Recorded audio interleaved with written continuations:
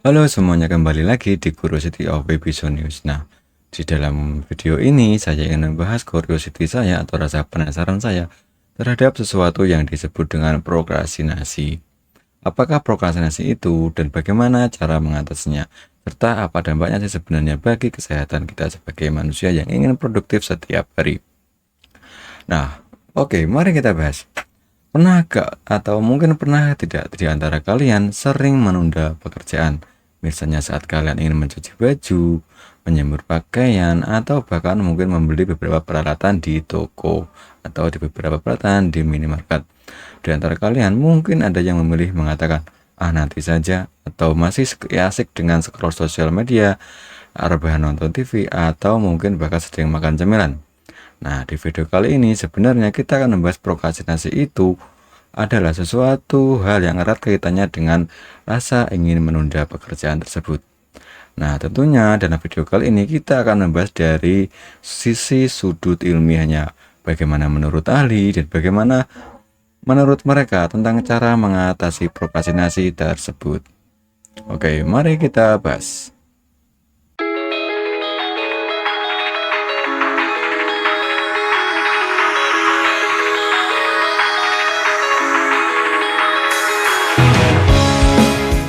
Menurut Psychological Science pada tahun 2013, berdasarkan penelitian dari Dr. Fosia Sirois, prokrastinasi bukan sekedar masalah manajemen waktu, akan tetapi sebenarnya lebih ke arah masalah emosional. Jadi kenapa kita sering menunda pekerjaan ataupun tugas? Itu sebenarnya terasa membosankan, menakutkan, atau malah terasa bikin cemas. Sebenarnya itu terjadi sesuatu di otak kita. Jadi otak kita itu lari ke hal-hal yang lebih menyenangkan, scroll sosial media, main game, nonton YouTube, atau bahkan makan cemilan. Ya, mungkin ini hal-hal yang umum dilakukan oleh banyak orang. Dan beginilah memang penjelasan dari sains atau penjelasan ilmiahnya. Nah, selanjutnya kita akan membahas masalah ini lebih lanjut. Mengenai sebenarnya apa saja penyebab umum terjadinya prokrastinasi terhadap manusia itu sendiri atau terjadinya prokrastinasi terhadap orang-orang seperti kita ini. Jadi penyebab umum terjadinya prokrastinasi yang paling umum yang pertama itu adalah takut gagal. Benar, Anda tidak salah. Ada sebuah studi dari jurnal Behavior of Science pada tahun 2014 menyebutkan bahwa banyak orang menunda pekerjaan karena takut hasilnya tidak sesuai harapan. Misalnya atau contohnya saat kalian ingin membuka sebuah bisnis atau mencoba pekerjaan baru, atau mungkin bahkan ingin membuat sebuah channel, atau mungkin ingin membuat sebuah masakan yang kalian rasa saat prosesnya itu terasa agak sulit. Nah, dari situ kalian berpikir untuk takut gagal. Ini kecenderungan terjadi di banyak orang. Lalu, kalau belum mulai, artinya sebenarnya kita ini belum gagal. Padahal justru karena kita nggak mulai-mulai ini, kemungkinan gagal terasa akan makin besar. Dan itulah terasa mengapa saat kita terjadi prokrastinasi pada pikiran kita, itulah yang menyebabkan rasa cemas. Lalu alasan nomor dua terjadinya prokrastinasi itu adalah dikarenakan perfeksionisme atau rasa ingin kesempurnaan terhadap suatu hal. Peneliti Bristol dalam bukunya The Procrastination Equation menjelaskan bahwa perfeksionisme sering terjadi dan menjadi akar masalah dari seseorang yang menyebabkan adanya sebuah prokrastinasi.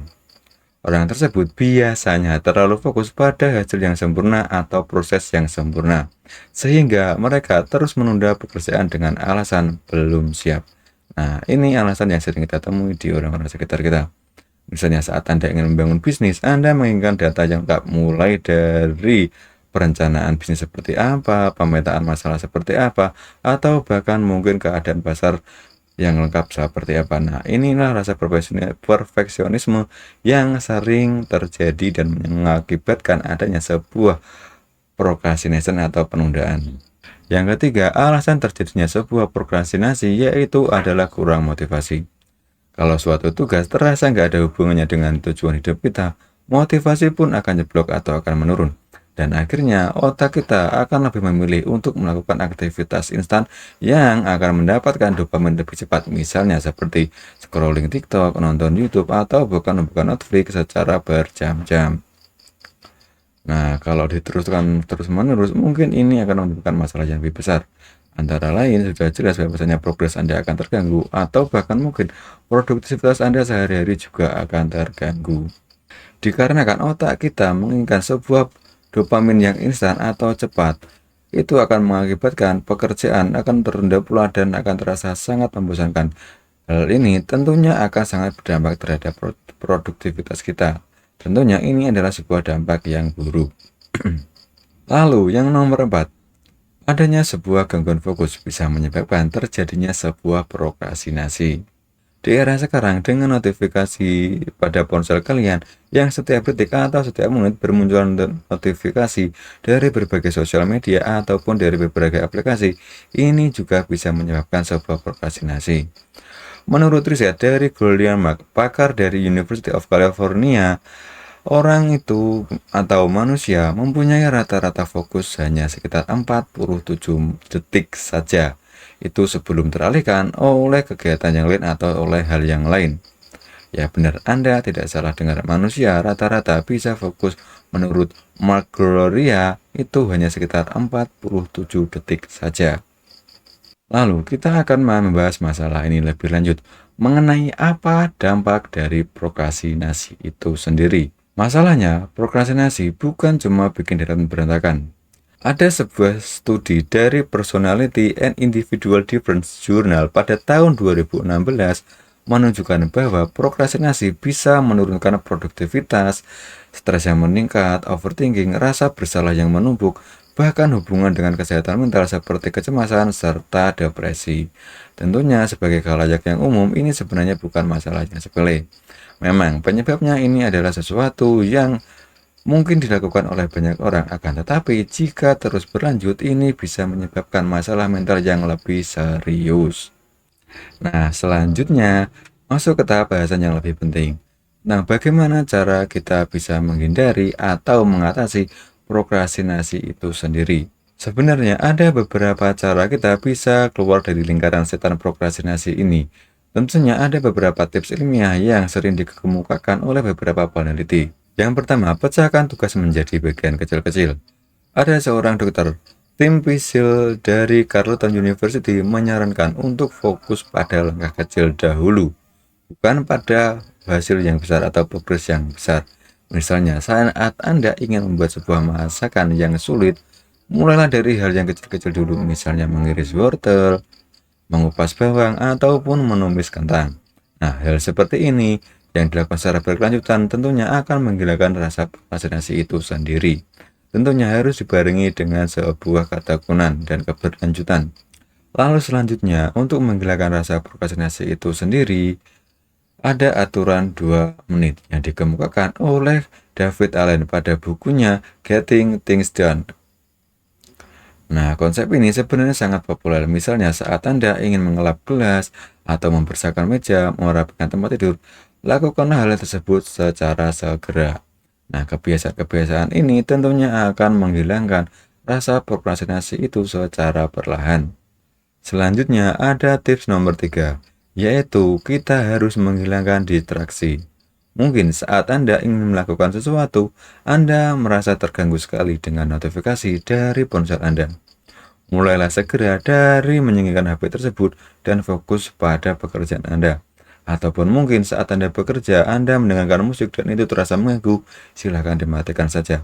Bagaimana pula distraksi itu menyebabkan adanya sebuah penundaan atau membuat fokus kita berkurang.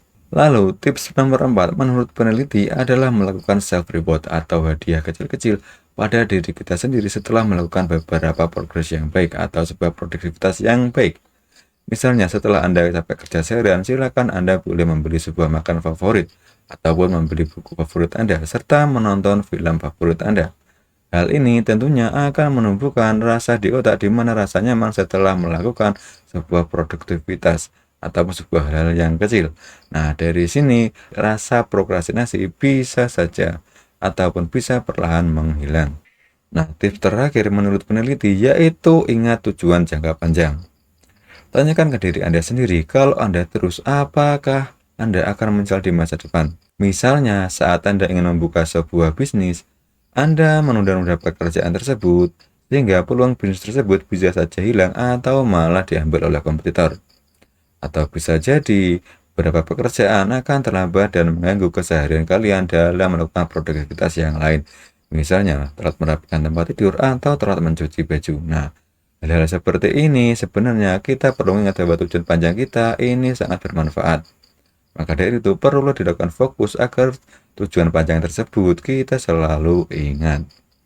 Nah, jadi teman-teman, prokrastinasi itu sendiri bukan berarti kita pemalas. Kadang itu adalah cara otak kita untuk menghindari rasa nyaman dari kebosanan saat melakukan hal-hal tersebut.